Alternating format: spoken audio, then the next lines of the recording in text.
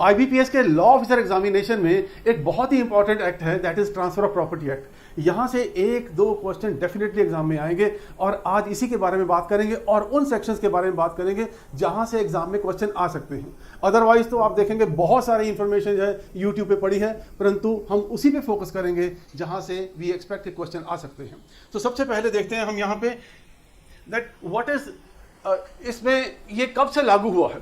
This act was applicable from 1 जुलाई 1882। 1882 में ये कानून है, ये बन के प्रोमलगेट हुआ था, परंतु जम्मू और कश्मीर में ये 21 अक्टूबर 2019 में 21 अक्टूबर 2019 में it was extended to Jammu and Kashmir.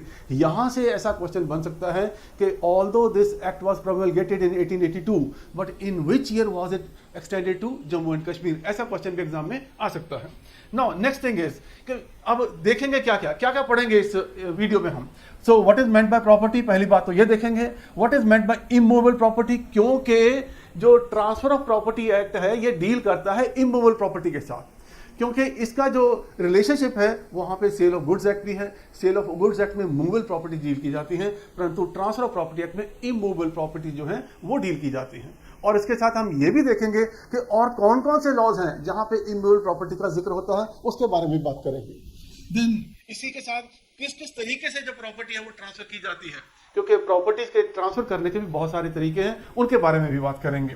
फिर सेल ऑफ इमूवेबल प्रॉपर्टी, ये एक इंपॉर्टेंट पार्ट है कि भी इसकी सेल कैसे होती है, उसके बारे में बात करेंगे। मॉर्टगेज ऑफ इमूवेबल प्रॉपर्टी, ये भी एक तरीका है प्रॉपर्टी ट्रांसफर करने का, क्योंकि दो बहुत इंपॉर्टेंट हम कह सकते हैं कि एक्ट है जिसके थ्रू प्रॉपर्टी ट्रांसफर हो सकती है, that is first is sale and second is mortgage. और इसके साथ साथ और बहुत सारी टर्म्स हैं, उनके बारे में बात करेंगे। और मॉर्टगेज के कौन कौन से टाइप्स एंड चार्जेस हैं उसके बारे में बात करेंगे। राइट्स एंड लायबिलिटीज क्या होती हैं मॉर्टगेजर की और मॉर्टगेजी की, उसके बारे में बात करेंगे। और कुछ एक इंपॉर्टेंट टर्म्स हैं वो कौन कौन सी हैं इसके बारे में भी बात करते हैं। आगे देखते हैं। सो सबसे पहले देखते हैं कि what do you mean by immovable property. कोई भी property which is embedded to the earth. अब एम्बेडेड टू द अर्थ का मतलब क्या है, वो धरती में जमीन में गड़ी हुई है और वो हिलाई नहीं जाती, तो दैट इज, उसे क्या कहते हैं, इमूवेबल प्रॉपर्टी कहते हैं। और इसी के साथ साथ पहले ये भी देख लेते हैं कि what is tangible property and what is intangible property. Tangible property वो होती है जिसे हम छू सकते हैं, और इनटेंजिबल प्रॉपर्टी वो होती है जिसे छुआ नहीं जा सकता।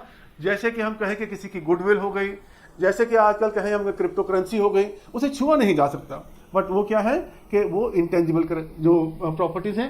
टेंजिबल प्रॉपर्टीज में ये बोर्ड है, ये भी टेंजिबल प्रॉपर्टी है, मेरे हाथ में पेन है, ये भी टेंजिबल प्रॉपर्टी है, मेरे घर है वो भी टेंजिबल प्रॉपर्टी है। Whatever we can touch, whatever we can feel, जो टच कर सकते हैं उसे टेंजिबल प्रॉपर्टी कहते हैं, और जिसे हम टच नहीं कर सकते उसे हम इंटेंजिबल प्रॉपर्टी कहते हैं। सो इसकी ना प्रॉपर्टी के कैरेक्टरिस्टिक्स क्या होते हैं। प्रॉपर्टी के कैरेक्टरिस्टिक्स यही है कि उसकी वैल्यू है, उसकी कोई कीमत है, तो उसी की वजह से वो प्रॉपर्टी है।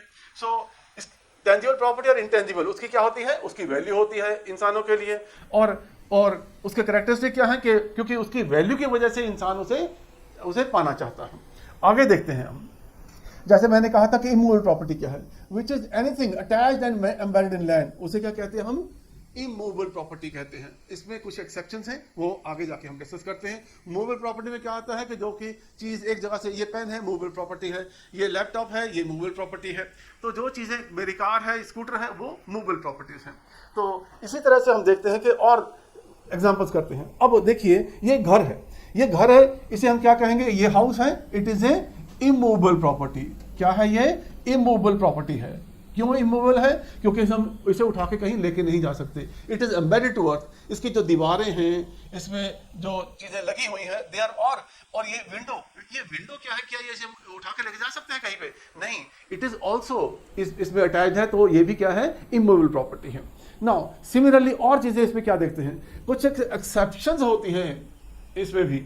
जैसे ये ग्रास है, ये ग्रास है यहाँ पे, ठीक है ना, ये grass it is embedded in earth, परंतु इसे काटा जाता है रेगुलरली, ठीक है ना। So this is an exception to the immovable property. Similarly हम और क्या चीजें देखते हैं यहाँ पे, पहले तो एग्जांपल देख लेते, इसकी डेफिनेशन देख लेते। Rooted in earth as in case of trees and shrubs, ठीक है, ये ट्रीज हैं, ठीक है ना, these are also immovable property, these are also immovable property, ठीक है।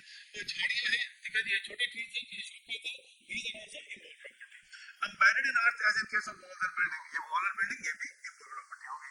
Attached to what is so embedded in the permanent beneficial enjoyment of to which it is attached. जैसे मैंने ये विंडो की बात की थी, नो ये window it is attached to those walls जिसकी जो कि उसकी एंजॉयमेंट के लिए, उस हाउस की एंजॉयमेंट के लिए है. So that means it is also immovable property. अगर यहाँ पे कार खड़ी है, लेट अस से ये कार खड़ी है, ठीक है ना, तो what is it? It is a movable property. It is not immovable property. Okay? So it does not include standing timber, growing crops or grass. किसी खेत में फसल लगी है तो हमें पता है कि 6 महीने में साल बाद उसे काटा जाएगा. जब काटा जाएगा तो ऐसी जो चीज है which is embedded to earth otherwise, परंतु क्योंकि उसे काटा जाना है इसलिए वो इमूवेबल प्रॉपर्टी नहीं कहलाएगी. सिमिलरली एग्जांपल के तौर पे लेट अस से कि this is a tree of eucalyptus, ठीक है, और नॉर्मली हम क्या करते हैं कि इसे 4-5 साल बाद काट देते हैं क्योंकि it is sold as timber. ये प्लाईवुड बनाने के काम आता है, घर बनाने के काम आता है, इन चीजों में काम आता है, ठीक है. तो अगर ये ट्री इस बात के लिए लगाए गए हैं कि इन्हें काट के बेचा जाएगा, then this is not immovable property, this will become a movable property. वो ट्रीज जिन्हें काटा नहीं जाएगा और वो परमानेंट लैंड में एम्बेडेड रहेंगे, they will be known as immovable property. I think this difference should be very clear to all the person जो कि इस एग्जाम की तैयारी कर रहे हैं, क्योंकि यहां से क्वेश्चन डेफिनेटली आएगा. आपको 3-4 चीजें वहां पे एग्जाम्पल दी जाएंगी, वहां से कहा जाएगा इसमें से कौन सी मूवेबल प्रॉपर्टी नहीं है या इसमें से कौन सी प्रॉपर्टी है जो कि मूवेबल है. ऐसे क्वेश्चन एग्जाम में आ सकते हैं. नेक्स्ट देखते हैं. और जो इमूवेबल प्रॉपर्टी है, क्योंकि ये सेल परचेजेस की बात होती है, तो it is mentioned in different laws. यही नहीं कि ट्रांसफर ऑफ प्रॉपर्टी एक्ट में मेंशन्ड है, this is also mentioned in general clauses act. General clauses act जो है और 1897 का, it include land and benefits to arise out of land and this attach to the earth और permanently fasten to the anything attach to the earth. ठीक है. सो मतलब वही है कि जो जमीन के साथ बंधी हुई ये चीजें हैं उनके साथ जो भी प्रॉपर्टी है दैट इज इमूवेबल प्रॉपर्टी. और this is also in the Indian registration act also. Indian registration act 1908 में भी, क्योंकि जब भी प्रॉपर्टी की ट्रांसफर होती है देन उसमें सर्टेन कंडीशंस में अगर प्रॉपर्टी की कीमत 100 रुपए से ज्यादा है that it is suppose to be registered जब भी ये ट्रांसफर होती है. ठीक है. अगर 100 रुपए से कम है ना, हो सकता है पुराने जमाने में यू कैन अंडरस्टैंड कि वहां पे 100 रुपए की कीमत जो है वो भी अच्छी रही होगी, तो दैट इज वाई इसलिए उस टाइम पे इसकी जो कंडीशन रखी गई थी वो 100 रुपए रखी गई थी. चलिए आगे देखते हैं. So I hope this is very clear to you. Now next is transfer of property. What do we mean by transfer of property? Transfer of property का मतलब क्या चीज होती है? No, it is means act by which a living person conveys property. Living person कि मैं अपनी property किसी को ट्रांसफर कर रहा हूं, ठीक है ना. डेड पर्सन तो ट्रांसफर कर ही नहीं सकता. ठीक है. Living person transfer the property. Conveys, ठीक है. कन्वेज का मतलब क्या होता है? इट इज टू डिलीवर, देना किसी को. ठीक है ना. इन प्रेजेंट और इन फ्यूचर, मैंने आज अपनी प्रॉपर्टी बेच दी या मॉर्गेज कर दिया, उसे ईज आउट कर दिया, ठीक है ना, तो that means that is transfer of property. या मैंने कहा कि मैं 1 महीने बाद, 6 महीने बाद, साल बाद आपको ट्रांसफर करूंगा, that is also transfer of property to one और मोर लिविंग पर्संस. वन और मोर लिविंग पर्संस. ठीक है. Once again the property can not be transfer to any dead person. It can only be transferred to a living person, not to, ठीक है, or to himself or to any other living person. ठीक है जी. So transfer of property is to perform certain act. तो जब किसी property को title जो है बाय एन एक्ट ट्रांसफर कर दिया जाए, मेरा घर है, ठीक है, तो उस घर को मैं किसी को बेच दूं तो वो क्या कहलाएगा कि मैंने अपनी प्रॉपर्टी उसको बेच दी है, और that will be known as a transfer of property by sale. अगर मैंने बेचा है उसे, ठीक है, और उसके लिए some document will be signed, ठीक है, तो उसे क्या कहते हैं? इंस्ट्रूमेंट कहते हैं. ठीक है. So that is known as non testamentary document कहते हैं, इंस्ट्रूमेंट कहते हैं. तो यहाँ पे थोड़ा सा ये भी समझ ले, नॉन टेस्टामेंट्री क्या होता है और टेस्टामेंट्री क्या होता है. टेस्टामेंट्री डॉक्यूमेंट इज ए जो कि किसी की डेथ के बाद उसकी एग्जीक्यूशन होती है. ठीक है. That is known as a testamentary document. जैसे वसीयत कहते हैं, that's a testamentary document. Non testamentary document क्या होता है? जो while the person is living उसके टाइम पे जो कोई डॉक्यूमेंट एग्जीक्यूट होता है और उसे एक्ट ऑन किया जाता है, so that is known as a non testamentary document. Next देखते हैं जी। So what may be transferred, property of any kind may be transferred, persons competent to transfer, those who are entitled to transfer the property, those who are entitled to transfer the property. Is a minor entitled to transfer the property? Minor is incapable of coming into an agreement. क्योंकि ये जो law है, ठीक है, कहीं ना कहीं law of contract के साथ जो इमीडिएटली रिलेटेड है, जो चाहे वो सेल ऑफ गुड्स एक्ट हो, चाहे वो ट्रांसफर ऑफ प्रॉपर्टी एक्ट हो, तो ये कहीं ना कहीं ये लॉ ऑफ कॉन्ट्रैक्ट, क्योंकि ultimately it's a part of contract. When I agree to transfer my property to somebody else by sale, ठीक है, ये क्या है, एक कॉन्ट्रैक्ट है। So anybody who is competent to enter into a contract is entitled to transfer the property. A person who is not capable or he is incapable of coming into a contract, he cannot transfer the property.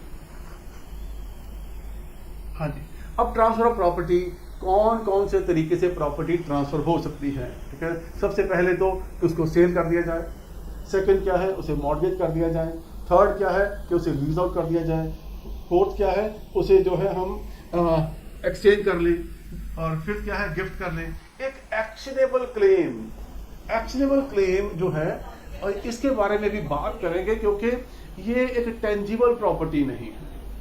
Actionable claim जो है वो भी transfer होता है, वो भी cell होता है, वो भी जो होता है, but it is not a tangible property. It's a very important term जो कि आम तौर पे आपने शायद कहीं पढ़ी देखी नहीं होगी, but as I just told you कि ये एक बहुत ही इंपॉर्टेंट टर्म है, इसके बारे में भी बात करेंगे। हाँ जी, कुछ एक तो और टर्म्स हैं जिनके बारे में भी आपको जानना है, इस वीडियो में मिलेगा आपको। That is foreclosure, redemption, actionable claim, registered sale, gift lease के बारे में मैंने आपको पहले बता ही दिया है कि इन टर्म्स के बारे में बात करेंगे हम, ठीक है। और नाउ व्हाट इज सेल, सबसे पहले तो ये देख लेते हैं कि सेल किसे कहते हैं। So sale is defined transfer of ownership in exchange for a price. मैंने बर्गर लिया, पैसे दिए, बर्गर ले लिया, ठीक है। So what is it, is an exchange, एक तरह का कॉन्ट्रैक्ट है। सिमिलरली कोई भी चीज जब खरीदी जाती है तो उसके पैसे दिए, उसकी प्राइस दी जाती है। So whenever property is purchased, उसका कॉन्ट्रैक्ट होता है कि मैंने आपको पैसे दिए और उसके बदले आपसे प्रॉपर्टी ले ली, so that is known as a sale. So transfer of ownership, important is ownership, ठीक है ना, ट्रांसफर ऑफ ओनरशिप, कि जब मैंने पैसे दिए तो वो चीज मेरी हो गई। कॉन्ट्रैक्ट क्या है, contract is to transfer the ownership. तो हम देखेंगे ओनरशिप और जो है उसमें पोजेशन में क्या फर्क होता है, उसके बारे में भी बात करेंगे, क्योंकि ओनरशिप अलग चीज है, पोजेशन जो है वो अलग चीज है। So for a price paid और प्रोमिस्ड और पार्ट पेड और पार्ट प्रोमिस्ड, ठीक है। सो ये पैसे अभी दिए गए या थोड़े से पैसे दिए गए या पूरे दिए गए या बाद में दिए जाएंगे, दैट डजंट मैटर। पर हमने प्रॉपर्टी ट्रांसफर कर दी कि पैसे या तो आ गए या आ जाएंगे या अभी आए हैं या कल को आएंगे या बाद में आएंगे, दैट डजंट मैटर, ठीक है। So delivery of tangible immovable property, delivery of tangible immovable property, जिसके बारे में ट्रांसफर ऑफ प्रॉपर्टी एक्ट है। सो ये कैसे, how is it done, takes place when the seller places the buyer और such person as he directs in possession of the property, ठीक है ना। डिलीवरी, नाउ सेल अलग चीज है, ओनरशिप अलग चीज है, पोजेशन अलग चीज है, डिलीवरी अलग चीज है। Delivery of tangible immovable property वो कैसे होगी, व्हेन उसके places the buyer or such person as he directs in possession of the property। तो डिलीवरी तब हो गई, ये घर है मैंने अगर बेचा तो उसका जो है पोजेशन मैंने किसी को दे दिया तो उसको डिलीवर हो गया, या हमने किसी को कोई चीज बेची है सॉरी और वो चीज हमने उसको ट्रांसफर कर दिया, उसके हाथ में दे दी है, so that is the delivery. So that is what. अब यहाँ पे 3-4 टर्म्स हैं, ठीक है ना, सेल है, पोजेशन है, ओनरशिप है, डिलीवरी है, ठीक है। सो आई होप कि इन सब के बारे में भी आपको डिफरेंस जो है बहुत क्लियर हो जाएगा। सो सेल कब होती है, जब उसकी ओनरशिप जो है वो ट्रांसफर हो जाती है, ठीक है जी। और डिलीवरी कब होती है, जब उसका पोजेशन जो है वो किसी को ट्रांसफर कर दिया जाता है। और कॉन्ट्रैक्ट फॉर सेल क्या है, कॉन्ट्रैक्ट फॉर सेल क्या है कि मैंने कहा कि मैं फलानी तारीख को आपको ये प्रॉपर्टी ट्रांसफर कर दूंगा, ये प्रॉपर्टी आपको सेल कर दूंगा, that is a contract for sale in future, ठीक है। या आज मैंने आपके साथ कॉन्ट्रैक्ट किया है पर अभी वो कॉन्ट्रैक्ट जो है वो कंप्लीट नहीं हुआ, ना तो मैंने प्रॉपर्टी ट्रांसफर की है, ना मैंने अभी पैसे लिए हैं, या मैंने पैसे ले लिए प्रॉपर्टी ट्रांसफर नहीं की, या मैंने प्रॉपर्टी ट्रांसफर कर दी पैसे नहीं, that's a kind of contract for sale है, ठीक है। So that is how it. So the most important part, जैसे मैंने कहा कि पहले हमने क्या डील किया है, we have dealt with sale. Sale क्या चीज है, ठीक है जी। Sale is a transfer of ownership in the property to somebody else. आप देखते हैं कि लोग मकान खरीदते हैं, फ्लैट खरीदते हैं, तो उसमें क्या करते हैं कि रजिस्ट्री होती है और जाके वो डॉक्यूमेंट बनता है, और वो डॉक्यूमेंट जो है that becomes a title to the ownership of that particular property. और उस डॉक्यूमेंट को हासिल, उसकी पोजेशन जो आपको मिल जाता है, उस डॉक्यूमेंट को हासिल करने के लिए और पोजेशन को हासिल करने के लिए आप क्या करते हैं, उसकी प्राइस पे करते हैं, जैसा कि हमने सेल में पहले डिस्कस किया था। सेकंड थिंग, हमने कहा था कि कुछ टर्म्स हैं जिसके बारे में हम बात करेंगे। पहले हमने कहा था कि सेल के बारे में डिस्कस करेंगे, फिर मॉर्गेज के बारे में डिस्कस करेंगे, then we discuss about the lease also, exchange also, gift also, extended claim also. पर इस लॉ में जो मोस्ट इंपॉर्टेंट जो सेक्शंस हैं, तो पहले तो था हमारा सेल था, ठीक है, एंड नेक्स्ट इज मॉर्गेज, ठीक है ना। सो what is mortgage, this is very important, और यहां से क्वेश्चन आने के ऑलमोस्ट 99% चांसेस हैं कि यहाँ से क्वेश्चन डेफिनेटली आएगा ही आएगा, ठीक है। So let us understand first of all कि कुछ एक टर्म्स हैं। तो पहली बात तो what is mortgage, what is mortgager, what is who is mortgager, who is mortgagee, and what is mortgage money, and what is mortgage deed, ठीक है। इन सब के बारे में थोड़ा थोड़ा जानकारी करते हैं और फिर जानते हैं कि व्हाट इज मॉर्गेज। तो first of all it is कौन सा सेक्शन है which deals with mortgage, that is section 58, section 58 of which law, transfer of property act. तो उसके बारे में हम बात कर रहे हैं आज, और देखते हैं कि what is mortgage. So mortgage transfer of, what is mortgage, mortgage is transfer of interest, transfer of interest, ठीक है, in a specific immovable property, in a specific immovable property. तो यहाँ पे ये सेल नहीं है, ये क्या है, ट्रांसफर ऑफ इंटरेस्ट है, ठीक है। ये इंटरेस्ट का मतलब ब्याज नहीं है, ठीक है ना। इस इंटरेस्ट का मतलब क्या है कि मेरा उसके ऊपर किस तरीके का कंट्रोल है, ठीक है। So that is what we mean by interest, transfer of interest in the immovable property for the purpose of securing payment of money advanced. मैंने पैसे उधार लिए हैं और उधार के बदले में मैंने अपनी प्रॉपर्टी जो है किसी के पास कहा है कि आपका, अब क्या है इसमें एक इंटरेस्ट है। क्या इंटरेस्ट है कि मैं पैसे वापस करने के लिए बाध्य हूं, ठीक है ना। आई एम बाउंड टू पे back the money, and the person who has given me the loan, he has a interest in my property. वो कौन सा और कैसे कैसे इंटरेस्ट है, क्योंकि मॉर्गेज 6 तरीके की मॉर्गेज है, उसके बारे में बात करेंगे कि किस तरीके के इंटरेस्ट उसके वहां पे हो सकते हैं प्रॉपर्टी में, ठीक है, उनके बारे में बात करेंगे। बट जिसने मुझे पैसे दिए हैं उसका मेरी प्रॉपर्टी में कुछ इंटरेस्ट है, वो इंटरेस्ट कैसे कैसे एग्जीक्यूट होगा और कैसा इंटरेस्ट होगा उसके बारे में बात करते हैं। सो मॉर्गेजर क्या है, मॉर्गेजर इज जिसके पास प्रॉपर्टी है पर पैसा चाहिए उसे, और मॉर्गेजी कौन है, जिसने लोन दिया है। क्या दिया है, लोन दिया है, और मॉर्गेजर ने क्या किया है, अपनी प्रॉपर्टी को मॉर्गेज किया है, ठीक है जी। सो जिसने मॉर्गेज किया है वो क्या है, मॉर्गेजर है, और जिसका उसमें इंटरेस्ट बन गया प्रॉपर्टी में वो क्या है, मॉर्गेजी है। तो this is also very important term, जहां से आपको क्वेश्चन कहीं ना कहीं आ सकता है। तो अब देखते हैं सबसे पहले कि what is simple mortgage. Simple mortgage में क्या है कि लेट अस से कि जैसे मैंने उधार लिया है, आपसे उधार लिया है, आप बैंकर हैं, मैंने आपसे उधार लिया है। तो in this particular case what will happen, where without delivering the possession of the property, the mortgager binds himself personally to pay the mortgage money. मैंने आपसे लोन लिया है और मैंने प्रॉपर्टी आपको ट्रांसफर नहीं की है, पर मैंने कहा कि मैं आपको इस तारीख को जो है 1 दिसंबर 2025 को आपका पैसा वापस कर दूंगा। तो agrees expressly or implied that in the event of failing to pay according to his contract, the mortgage shall have the right to cause the mortgage property to be sold. Now, अगर मैंने आपसे loan लिया और मैंने कहा कि मैं आपको ये पैसा 1 दिसंबर 2025 को वापस कर दूंगा, तो इन दिस पर्टिकुलर केस अगर मैंने 1 दिसंबर 2025 को पैसे आपके वापस नहीं किए, देन आप क्या कर सकते हैं? You can cause the property to be sold. You can cause the property to be sold. Okay? And the proceeds of the sale be applied so far as the necessary for the payment of the mortgage money. और आप अगर मैंने 1 दिसंबर को आपके पैसे वापस नहीं किए तो आप प्रॉपर्टी को बेचने के हकदार हैं और बेच के अपने पैसे रिकवर कर सकते हैं. That is simple mortgage. और यहां पे अब देखिए और क्या क्या चीज है, ठीक है ना, तो थोड़ा समझेंगे. मॉर्गेजर ठीक है, इज द लोनी, जिसने लोन लिया है, ठीक है जी.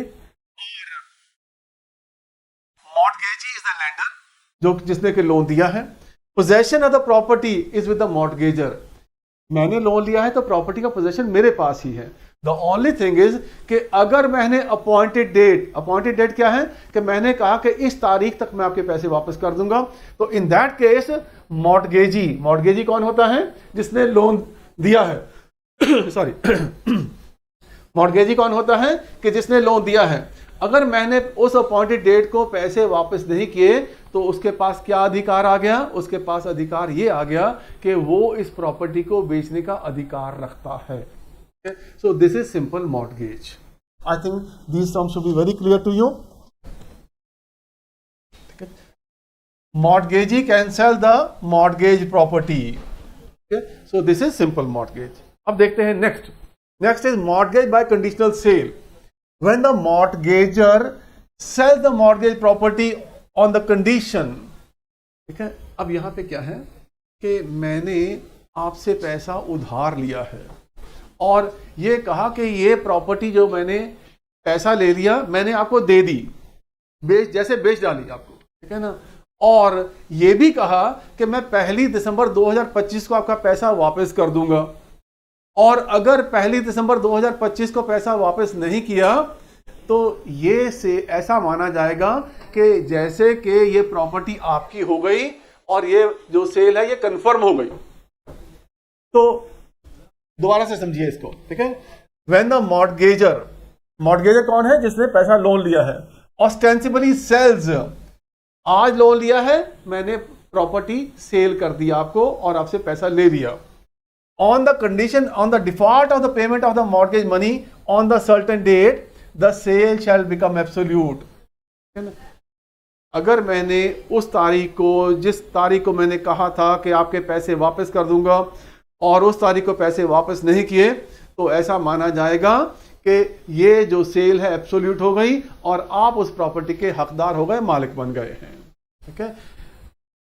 On the condition that on such payment being made, और अगर मैंने उस तारीख को या और उस तारीख से पहले पैसे वापस कर दिए, ठीक है, तो ये सेल नहीं मानी जाएगी.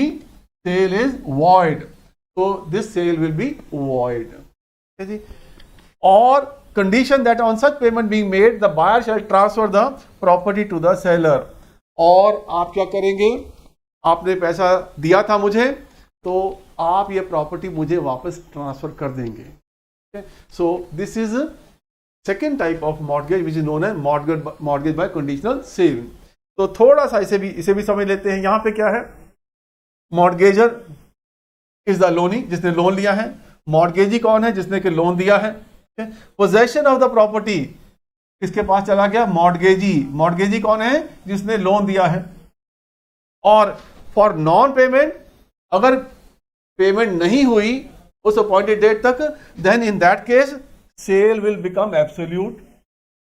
और अगर पेमेंट हो गई, sale will become void and the lender, जिसको के पहले लोन लेने वक्त प्रॉपर्टी ट्रांसफर की गई थी, वो लोनी को वो प्रॉपर्टी वापस ट्रांसफर कर देगा.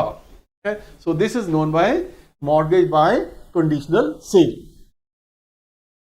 और तीसरी तरह के मॉर्गेज कौन से? Usufructuary mortgage. This is known as the usufructuary mortgage. इसे भी समझने की कोशिश करते हैं कि ये क्या चीज है। In this case, mortgagor delivers the possession of the mortgage property to the mortgagee. Property मैंने लोन लिया आपसे और प्रॉपर्टी जो थी वो भी आपको पोजेशन में दे दी, सेल नहीं की है इसकी, ठीक है जी। पोजेशन ऑफ द प्रॉपर्टी आपको दिया है। क्या दिया है? पोजेशन ऑफ प्रॉपर्टी दिया है। इन केस ऑफ कंडीशनल सेल वहां पे सेल की थी मैंने प्रॉपर्टी, ठीक है।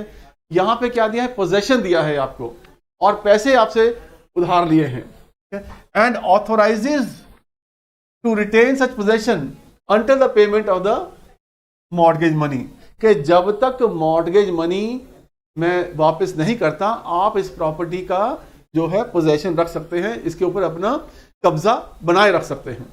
और वहां से अगर कोई आमदन हो रही है उस आमदन से इसका ब्याज और इसका जो प्रिंसिपल अमाउंट है वो रीपे होता रहेगा। And receives the rent and the profit accruing from the property in lieu of the interest or in payment of the mortgage money, or partly in lieu of the interest or partly in payment of the mortgage money।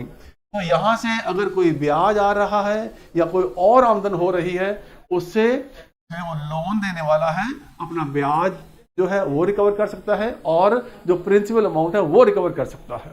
तो this is known as the usufructuary mortgage. अब यहां पे भी देखते हैं कि क्या क्या चीजें एप्लीकेबल हो जाती हैं। जैसा कि हमने पहले देखा था, मॉर्गेजर, ठीक है, इज द लोनी। वो कौन है? वो लोनी है। मॉर्गेजी लेंडर है जिसने लोन दिया है, ठीक है ना। तो इन ऑल केसेस जो लेंडर है, जो लोन देने वाला, उसे मॉर्गेजी कहते हैं, और जो लोन लेने वाला है उसे क्या कहते हैं? उसे मॉर्गेजर कहते हैं, ठीक है। Possession of the property with the mortgagee. यहां पे पोजेशन ऑफ द प्रॉपर्टी किसके पास चला जाएगा? वो मॉर्गेजी, लोन देने वाले के पास चला जाएगा। और वो अपने रिकवरी कैसे करेगा? वहां से जो आमदन हो रही है, रेंट आ रहा है या कोई और आमदन हो रही है, उससे अपना ब्याज और प्रिंसिपल अमाउंट रिकवर कर सकता है। तब तक जब तक कि उसका सारा पैसा वापस नहीं हो जाता। और जब सारा पैसा वापस हो जाएगा तो इन दैट केस जो पोजेशन है वो भी जिसने लोन लिया है उसे वापस दे दिया जाएगा। तो this is known as usufructuary mortgage. Next is English mortgage. ये इंग्लिश मॉर्गेज है, ये थोड़ा सा और डिफरेंट है यहाँ पे, ठीक है जी। यहाँ पे क्या चीज है? Where the mortgagor binds himself to repay the mortgage money on a certain date, ठीक है जी, and transfer the mortgage property absolutely to the mortgagee। In this particular case मैंने लोन लिया और लोन लेने के साथ साथ जो प्रॉपर्टी है ट्रांसफर कर दी, जिससे लोन लिया उसे ट्रांसफर कर दी और कहा कि इस फलानी तारीख को जो है मैं आपके पैसे वापस कर दूंगा, to repay the mortgage money on the certain date, but subject to a provision that the he will retransfer it to the mortgagor upon payment of the mortgage money as agreed। तो यहां पे क्या हो जाएगा कि mortgagor binds himself to repay the mortgage money on a certain date, transfer the mortgage property absolutely to the mortgagee। और अगर उस दिन पैसे वापस ना किए तो mortgagor जो है वो क्या करेगा? subject to a provision that he will retransfer it to the mortgagor upon payment of the mortgage money as agreed। यहां पे देखते हैं क्या क्या हो जाता है। मॉर्गेजर कौन है? ठीक है जी, वो लोनी है। और मॉर्गेजी कौन है? वो जिसने लोन दिया है। Absolute transfer of the property to the mortgagee, ठीक है। नाउ जैसे ही लोन लिया, ठीक है, वैसे ही सारी की सारी प्रॉपर्टी जो थी वो ट्रांसफर कर दी, जिसने लोन दिया है उसको ट्रांसफर कर दी। और इन केस ऑफ कि जब उस तारीख को, पर्टिकुलर तारीख को पैसे वापस कर दिए तो ये प्रॉपर्टी वापस जो है लोनी को रीट्रांसफर कर दी जाएगी। तो इन दिस पर्टिकुलर केस जो हमने पहली सिंपल मॉर्गेज देखी थी उसमें क्या चीज थी और इसमें क्या फर्क है, थोड़ा सा ये भी समझ लीजिए। इन case of simple mortgage property का पोजेशन मॉर्गेजर के पास ही था और अगर अपॉइंटेड डेट को पैसे नहीं दिए गए तो जो मॉर्गेजी है जिसने लोन दिया है वो क्या कर सकता है? प्रॉपर्टी को सेल कर सकता है।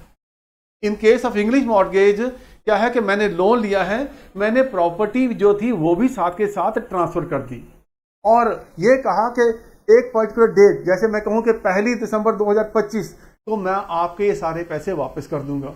और अगर उस दिन को पैसे ये वापस नहीं किए गए तो इन दैट केस ये जो प्रॉपर्टी है, तो ये प्रॉपर्टी जो थी वो लोन वाले की हो जाएगी, एंड अगर पैसे वापस कर दिए तो वो जो लोनी है वो प्रॉपर्टी मुझे वापस ट्रांसफर कर देगा।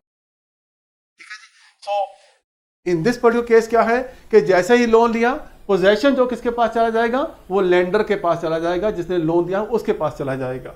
और अगर पैसे वापस हो गए तो वो जो पोजेशन है वापस लोनी को दिया जाएगा, और अगर ना पैसे दिए गए तो फिर वो प्रॉपर्टी जो है वो लोन देने वाले की उसकी हो जाएगी। ठीक है, तो इन दिस पर्टिकुलर केस थोड़ा सा एक और चीज आ जाती है, दैट इज ये वर्ड क्या लिखा है, इंग्लिश मॉर्टगेज।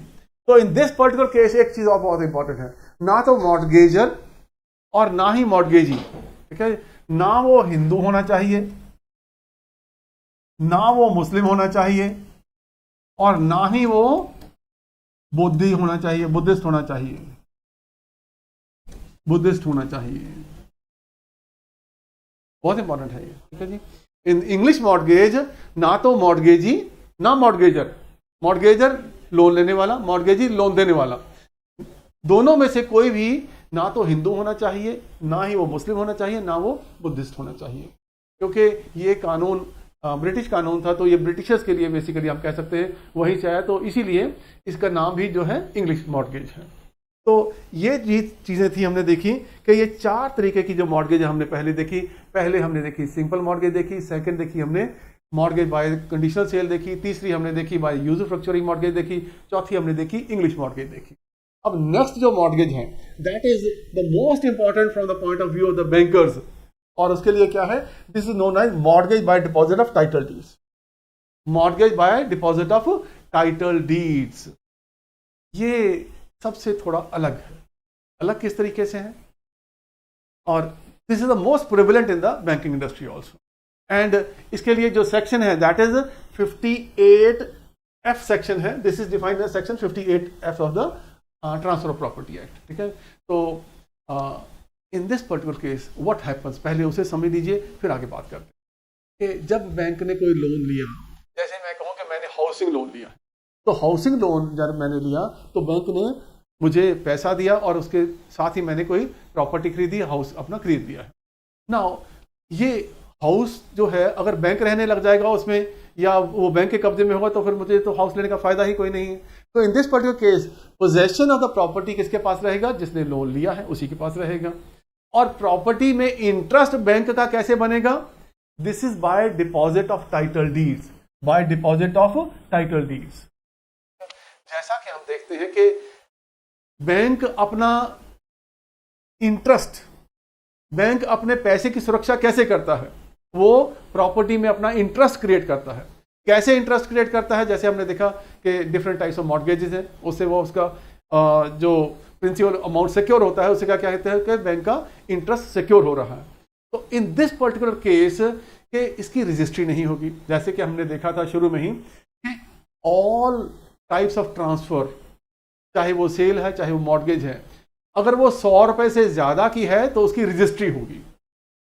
और वो रजिस्ट्री कैसे होगी कि एक डॉक्यूमेंट बनेगा, और डॉक्यूमेंट बनने के साथ उसके ऊपर विटनेसेस के साइन होंगे, and in the under registration act of India, तो उसमें उसकी प्रॉपर रजिस्ट्रेशन होगी। आपने देखा होगा कि एसडीएम ऑफिस में, तहसील में जाके वहां पे रजिस्ट्रियां होती हैं। जब भी कोई प्रॉपर्टी की ट्रांसफर होती है तो उसकी एक डॉक्यूमेंट बनता है, और वो डॉक्यूमेंट क्या कहते हैं, कन्वेंस डीड कह देते हैं, ट्रांसफर डीड कह देते हैं, और या सेल डीड कह देते हैं।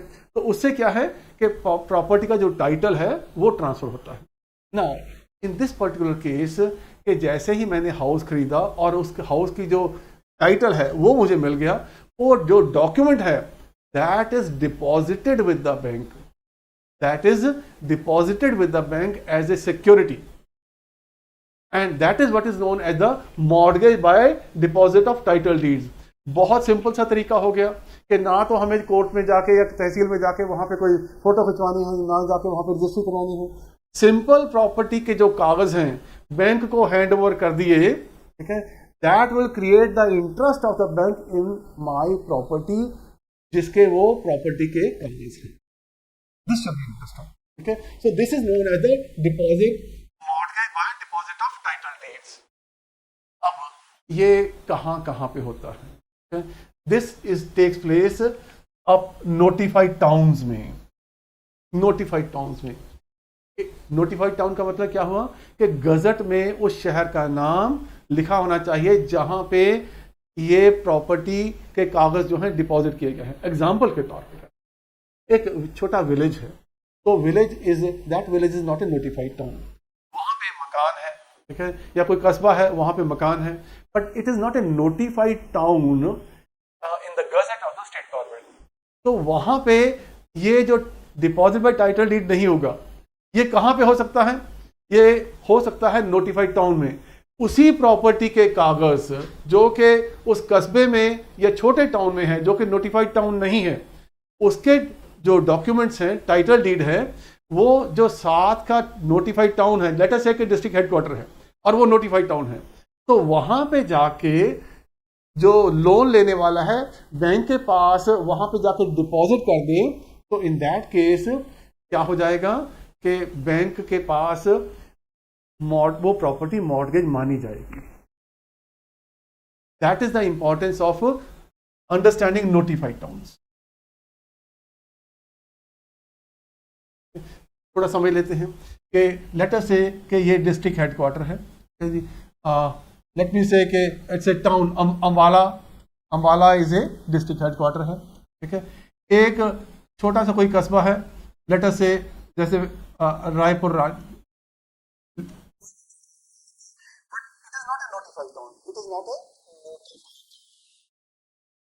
It is not a notified town.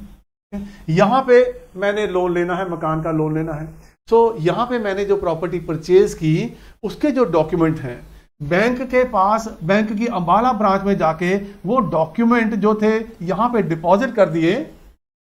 In that case bank का उसके प्रॉपर्टी के ऊपर एक इंटरेस्ट क्रिएट हो गया and it will be known as mortgage by deposit of title deeds. I think this point should be very clear now कि what is deposit by title deeds, ठीक है जी। सो डेफिनेशन दोबारा से पढ़ लेते। Where a person in notified town delivers to the creditor, creditor कौन हो गया? जिसने लोन दिया है, और his agent document of title to immovable property with the intent to create a security thereon. तो जैसा मैंने बताया वही चीज है, कोई लोन को सिक्योर करने के लिए प्रॉपर्टी के डॉक्यूमेंट जो हैं वो बैंक या उसके एजेंट को नोटिफाइड टाउन में दे दिए, so that will be known as the creating a interest in that particular property. Now once again, mortgager कौन है? लोनी है। मॉर्गेजी कौन है? जिसने लोन दिया है। Possession of property with the, जिसने लोन लिया है मॉर्गेजर है उसी के पास है। और for non payment legal recourse to recover the mortgage money, ठीक है ना। और अगर मैंने पैसे वापस नहीं किए तो in that case based on the title deeds deposited with the bank, जो लोन देने वाला बैंक है या जो भी लेंडर है, they can have recourse to the, कि वो अपने पैसे रिकवर करने के लिए कोर्ट जा सकते हैं और अपने पैसे रिकवर कर सकते हैं बाय सेलिंग दैट प्रॉपर्टी। तो इस तरीके से वो अपने पैसे रिकवर कर सकते हैं, क्योंकि उस प्रॉपर्टी के ऊपर बैंक का क्या है या लेंडर का क्या है? इंटरेस्ट है।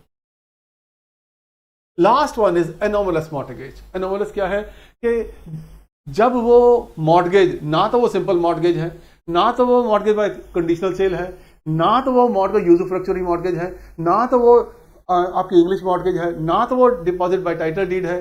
तो ऐसा डॉक्यूमेंट जो उसमें, जहां पे वो किसी में इनमें फॉल नहीं कर रही, तो वहां पे किसी ने पैसा लिया है और प्रॉपर्टी अपनी ट्रांसफर की है लेंडर को, so that will be known as the anomalous mortgage. तो mortgage which is not a simple mortgage, not a conditional sale, not usufructuary, not English mortgage, not by deposit, by title deed, it will be known as the anomalous mortgage. In case of anomalous mortgage, the rights and liabilities of the party shall be determined by the contract and the evidence in the mortgage deed, and so far as such contract does not extend to by local user. तो जो कुछ mortgage deed में लिखा होगा उसी के मुताबिक जो है वो जो लोन है या उसका जो इंटरेस्ट है लेंडर का उसमें माना जाएगा। And this is mentioned in section 98 of the transfer of property